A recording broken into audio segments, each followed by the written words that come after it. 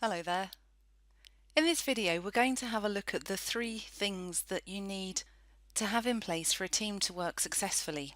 And a successful team means that the business is way more profitable. One of the things I learnt when I worked at the Foreign and Commonwealth Office was that every person in the organisation needed to be dispensable. And it was a bit of an odd concept to get your head around, but we moved jobs every 2.5 to 3 years, and so it made sense that anybody would be able to walk into our job and carry it out.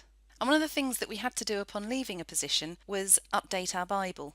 And our Bible contained all of the processes and ways of doing things to accomplish that post successfully. And of course jobs change over time, and so the Bible, the systems, the processes need to be updated.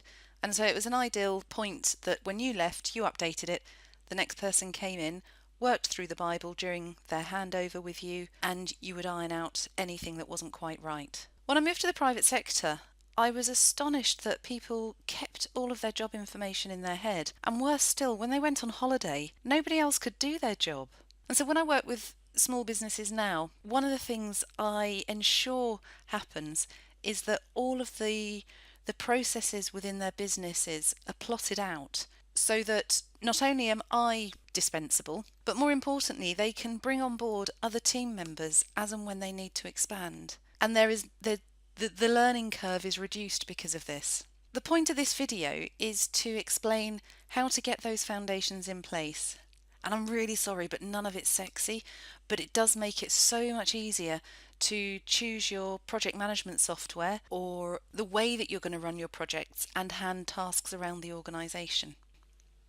When you're working on your own, you get very used to filing everything in your head. And when you're running a virtual team or an in-house team, it can be incredibly tricky. Without a crystal ball, your team just can't access this information. And if they don't know what's going on, they will continuously ask questions, and frankly, you'll end up wondering why you bothered hiring them in the first place. When you create a team, your business must have those processes, the rules, the set ways of doing things, so you all get more stuff done more quickly. And for your team to work successfully, and for your business to perform at its best, you need to define and track commitments. Everybody needs to follow the processes, complete the paperwork, and when you've got all 3 of those in place, you will naturally create clear communications, and your projects will run more smoothly, and you will have happier clients. For every project that you've got in your business, there may be hundreds of actions that are required to see it through to completion. But actually, only the next action is the one that you need to have a clear commitment to and a due date for. And once that action has been completed, then you apply a due date to the next item.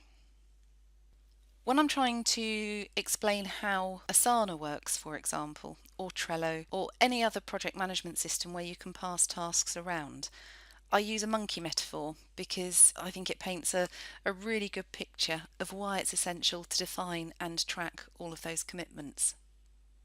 If you imagine that your team has a monkey to look after, but nobody knows who is responsible for feeding the monkey, then the monkey will die. So if you then imagine that every task, every project, or absolutely anything that needs attention in your business, if you think of it as a monkey, and to survive, every monkey needs an owner and it needs a feeding timetable. Every owner must understand the feeding timetable, and monkeys can change owners as frequently as necessary, but they must always have an owner. So you can move tasks around. They don't have to stay as they started out. They can switch around according to who is the best owner at that moment in time to perform that task. And when the whole team understands the importance of defining and tracking commitments, everyone is more likely to follow the process. So for everything that happens within your business, you need to ask, whose monkey is it and when does it need feeding? And your answers to these questions define who is responsible and who tracks the required commitments. And from that, you can then start to create your processes. Now, whatever your business is, your stuff always follows a path. Because if this happens, then that happens. Now, this might be an ideal path around which you create your processes, but as you plot the path, you need to decide who owns the monkeys and what their feeding schedule is. If you're reading this thinking that your business is too small to plot processes, then it's not, because creating your processes at the very beginning makes it much easier to bring staff on board. All you've got to do is give them the process manual or the templates to follow, and they can crack on without asking you heaps and heaps of questions. So if we take an initial inquiry as a process, someone makes an inquiry and there are maybe three options: book an appointment, find out more information, or buy something from you. You need to decide for each of those options who owns the monkey, and you need to decide what the next action is for each of them. So one inquiry creates three options or three monkeys. So we know who the monkey owner is, and we know what the next action is for each of those options. Now we're going to work with the booking an appointment option and begin to plot the process for that. So after someone makes an initial inquiry and they want to book an appointment, the next action is to email them with 3 appointment choices. And the monkey needs feeding in 3 days. So if after 3 days there's been no response, then the next action is to send a follow-up email. And again, in 3 days, we will follow that up. And if there's still no response, then we'll send them a final email telling them to get in touch. We'll give them 3 more days to respond. And if there's still no response, we archive the inquiry and no more feeding is required.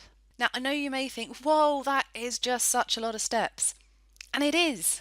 But if you want your team to run efficiently, and you want your business to run as if it's on rails, then you need to have these processes in place. Now, I know for many people this kind of stuff makes you gasp for air, but don't worry. Honestly, there are people like me, administration consultants, who will plot this stuff with their eyes shut. Now, you might also be thinking there's a whole host of software that will track this type of information. I can create tracks in my CRM, I can set up projects in Asana. And you're right, the software will do all of that, but only if it's set up correctly and used with discipline. Because when the software isn't set up correctly, and when people don't know who is responsible for what and when, the software will fail, and you'll have dead monkeys dropping off branches all over the place. And the thing is, everyone will blame the software, and it's not the software's fault. Because monkeys and tasks only die when their owners are negligent. If the initial inquiry has responded and said, yes, I'd like to pick this date, then they start to create paperwork. And I know that nobody likes paperwork, but having to ask a colleague what's going on with the project is unpleasant and frustrating. The person asking, well, they feel impotent, and the person being asked thinks, seriously, why don't you know this? It affects morale and it causes bottlenecks, creates unnecessary breaks in the chain, and increases anxiety. Everyone is so much happier when they know what's going on. Let's continue with the booking of an appointment. The next action is to send a calendar invite. So that gets sent, and the next action is then required 1 day before the confirmed appointment. And if the inquiry has not cancelled, then the next action is send an appointment reminder. When does the monkey next need feeding, or what's the next due date? It's 1 day after the appointment. So if the appointment took place, then the next action is to email the client and schedule a follow-up meeting. And you'd follow up on that email 3 days after. So again, you'd put a due date on the task or the project card, however your software works, and you'd set that for 3 days later. As well as that, if the appointment took place, then the next action is to send an invoice. And you now need to decide who owns that monkey, because Bill wasn't responsible for invoicing, he was only responsible for making appointments. You kind of get the picture that at every step in the chain, something needs to happen. There's some paperwork to complete, whether it's an invoice, a purchase order, a calendar invite. Something is created. And when there's a process to follow, that paperwork tends to get completed automatically. I know that many business owners struggle to work within the parameters of such clearly defined processes. It's not what you set your business up to do, and it's quite likely it's not what you're good at. However, these systems and procedures mean the accountant, your business administrator, and anyone else to whom work is outsourced or delegated will be able to work to the full extent of their expertise, instead of spending their time unravelling incomplete paperwork and picking up half-dead monkeys. It also means that they can work without you, which means you've got a business that runs without you. I know these systems work, and I know they make businesses more profitable, because the accountant with whom I work across a few businesses tells me that they do. It's definitely worth looking at getting your systems and processes in place.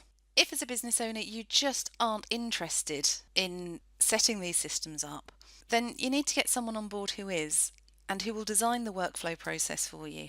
An admin consultant will do it with their eyes closed, and they love this kind of thing. They'll look at your business, work out what all the jigsaw pieces are, and then create a workflow and infrastructure to support it.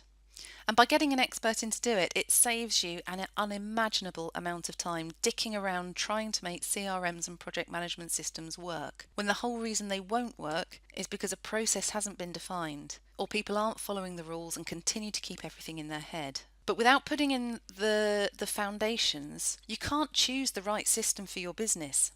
And so you'll constantly be switching from one piece of software to the next.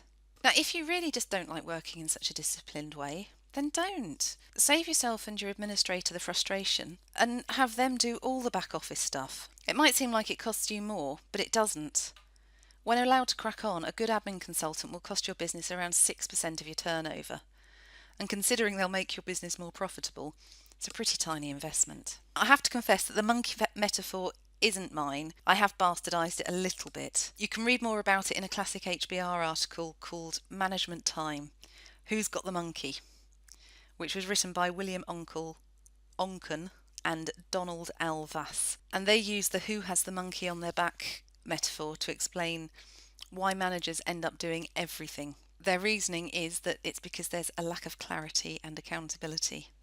If you'd like to find out more about creating systems and processes in your business, or if you're looking to expand your business and take on a team and need to begin to get the foundations in to support that, then you are very, very welcome to give me a shout, and I'll happily talk through what might be the best option for your business. Thanks very much for listening. Bye bye now.